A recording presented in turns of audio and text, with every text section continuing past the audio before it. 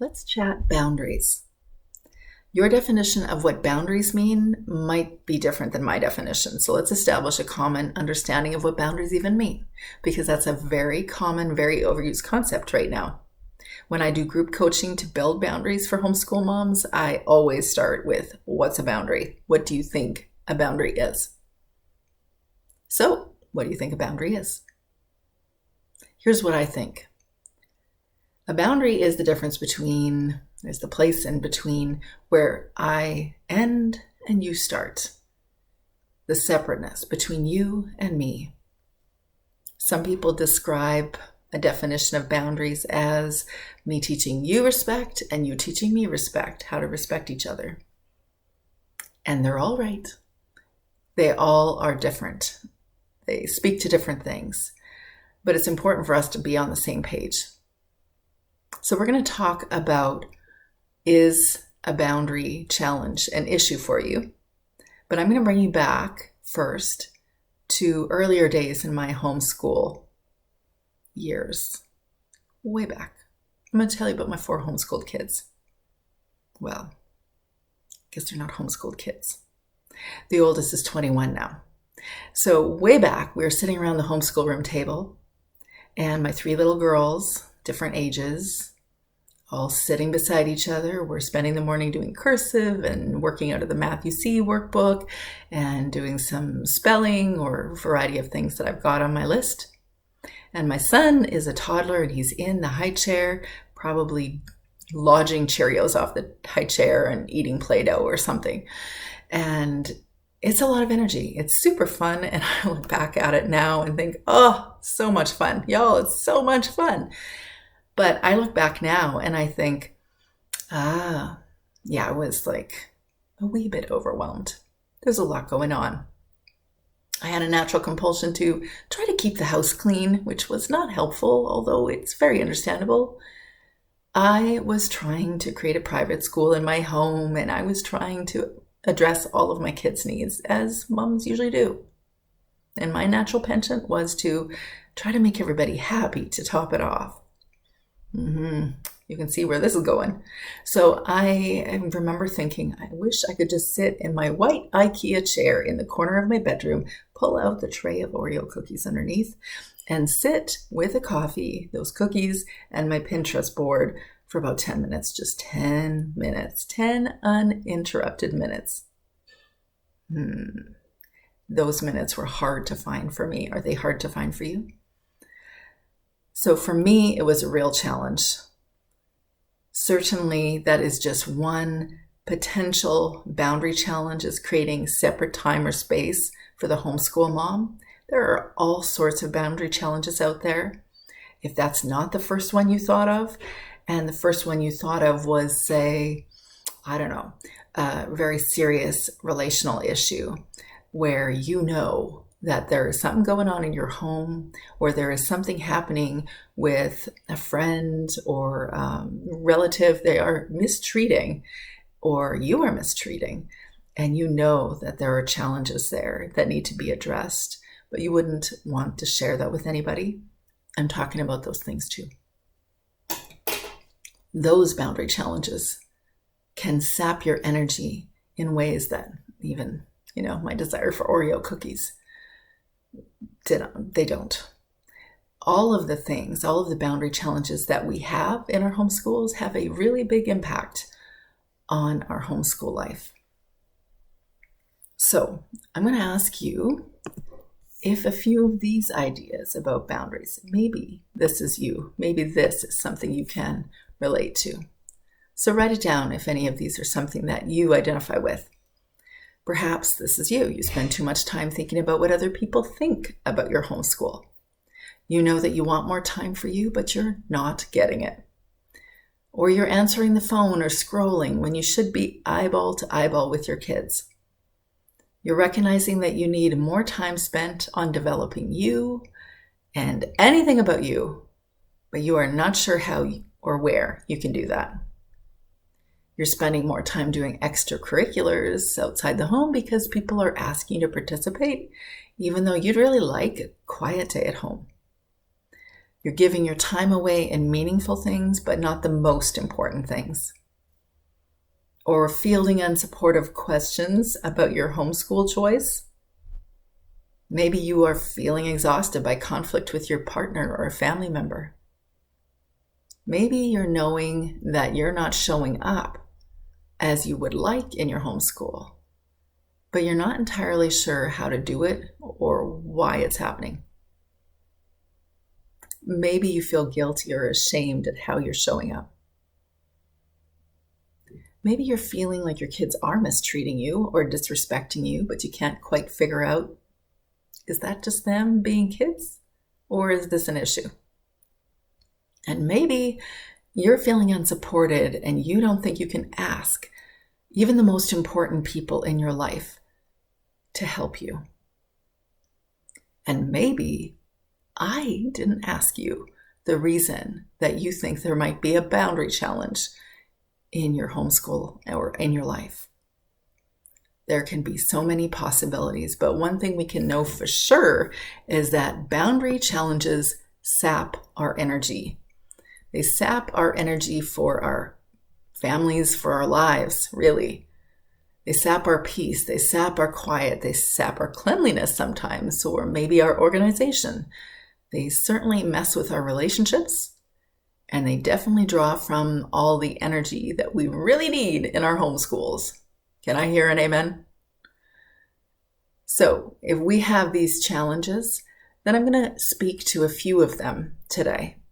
But you're always welcome to chat with me one-on-one in a life coaching session. So we're going to talk about different ways that we can instill boundaries.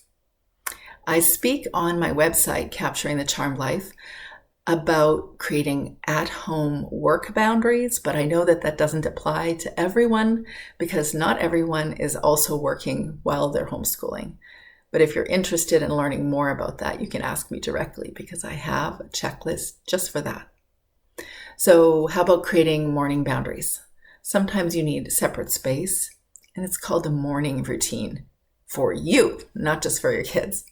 But not just a basket time or a circle time or whatever you want to call it in the morning, but a time where you actually wake up and you're doing things just for you before your day begins, which is really tricky because for some 3-year-olds, 15 minutes of quiet might be too long. So maybe you want to consider purchasing an alarm clock. Set the alarm to 7 o'clock, and if they're really little, you can say, hey, when it goes off, you can leave the room. Until that time, you can stay in your room, play with a special book or a toy that they can have only in the morning. Make sure they're set up with a few toys or snacks and give them something to do so that they actually might honor that. And by the way, I know that this idea would never have worked with one of my kids, but it would have worked with my other 3. So you want to create a space for you in your morning. You also want to build on your time apart. You need to have separate time away. There is something remarkable about getting separate space away. Even when you go to the grocery store, especially when you go to the grocery store and it's your first quiet time away because you're not grocery shopping with the kids, it seems like a really special time almost. No, it is not. It is grocery shopping. It means that you are just barely coming up for air after the last number of years. The goal is to find separate time away, time entirely apart from your family. There's sometimes a challenge with the toilet, and this is what I mean, that you need a boundary on your toilet time. If the door is closed, no one comes to talk to me unless the house is on fire. And if the house is on fire, you have to yell, the house is on fire. And the house better be on fire. But the key is to stretch that toilet time. 10 minutes, you need 10 minutes, now you need 12, maybe you need 20 minutes. Bring a book and a cup of coffee. And you want to know what age you start that at? Well, if they don't know what a fire is, not that age. And if they don't have the verbal skills to say, the house is on fire, they're too young. Otherwise, this is how you can teach them to have separate space when you're on the toilet. And I say that jokingly, ish. Also, I'll add that I have had a 19-year-old at a certain point interrupt me on the toilet. So boundaries is a long-term game. Apparently a very, very long-term game. Okay, so you're going to build boundaries with non-supporters too. When you're not feeling the love from the general public, or you have an unsupportive relative, or you regularly hear comments like, why aren't the kids in school? Is it legal? Do you have a teaching certification? Remind yourself that you don't have to be a representative of the homeschool world. People are often just surprised by your choice and wondering maybe if there's a holiday today. They might benefit from hearing your reasons even for your homeschool preference, but you don't need to have your 3-point essay in defense. If you've been asked something regularly, then you should come up with a plan prepared to answer. But determine your answers in advance. You don't need to be sassy. Although it's hilarious when people are on Instagram Reels. Okay, so on my website, you're going to see a whole bunch of other ideas about building boundaries into your homeschool day, partly to maintain your study hours, or maybe to build cleanliness into your home, which your goal is not to keep the house clean, it is to keep a social worker away. That is all, and to tolerate the mess in between. So you're going to teach your kids kindness boundaries, teach them not to interrupt their siblings, or teach them to be patient, teach them to listen to each other and to you, teach them to repeat back what they've heard their siblings say so they actually learn how to listen. These are all part of the long-term game. Note to self, small kids are natural boundary breakers. They're not really trying to break boundaries. What boundaries do you expect from a child who's 6 or 10? It's different, and it's different with different kids. And remember that kids don't get magic boundary pills. You got to teach them the long-term game. So assume boundaries will take a while to learn. Assume you will indeed be repeating something a million times. Give yourself a break. Expect boundaries won't be established quickly or without mistakes. Boundaries will need to be taught over time. So those are just a few boundary building techniques that you could connect or that relate specifically to your kids. But I would suggest, if you really want to get clear on what are your boundary challenges, spend some time building self-awareness strategies into your world. So journaling or mindful moments. Actually sitting and listening to what's going on in here after you have felt mistreated or you feel like you're feeling intense. Ask yourself, why do you feel what you feel? What are your real feelings in here? Be gracious with yourself. Don't judge your feelings, good or bad. Just observe them.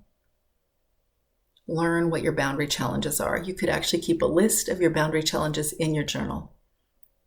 And then you can begin to understand or unpack what you might understand are the challenges in your relationships. So these are a few different ways that you can approach yourself, which is another way of building self-compassion into you, which you can find a big discussion on my website about self-compassion for the homeschool mom. But you want to also assess your relationships with other people. And that is often usually the first thing that people think, that they're definitely having boundary issues with certain people. And it's not always about other people. Sometimes it is about how we're relating to ourselves, what we expect of ourselves, and how we're speaking to ourselves. That self-compassion bit that I was just saying. And sometimes it is asserting that we have needs, because we have needs too. We are human beings that are homeschool moms. And I kind of think homeschool moms are superhuman because we are taking on a role in our child's life that most people don't. And it's a lot, right? It is a lot. And though we are very capable to the task, if we feel like it's not working for us and we feel spent and we feel like there are a few things that you are reminded that you're challenged by in this discussion, then do something for yourself.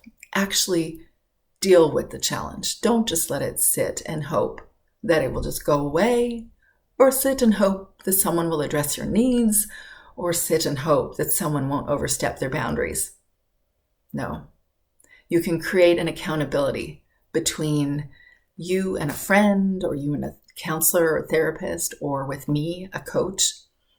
I can help you to guide you through your boundary challenges to get you freedom and to get clarity on what's going on, and also to learn what you really are challenged by, to build in those self-awareness strategies, and definitely to embrace it, embrace your humanness. You are a human being as a homeschool mom, and you have needs too, so you need to nurture the nurturer. I'd love to hear more about your thoughts of what you consider a boundary challenge in your home. And if you want to connect with me one-on-one, I always waive the fee of the first coaching session. And you can find me over at capturingthecharmedlife.com. I hope that you and your kids can turn all your homeschool challenges into your homeschool charms.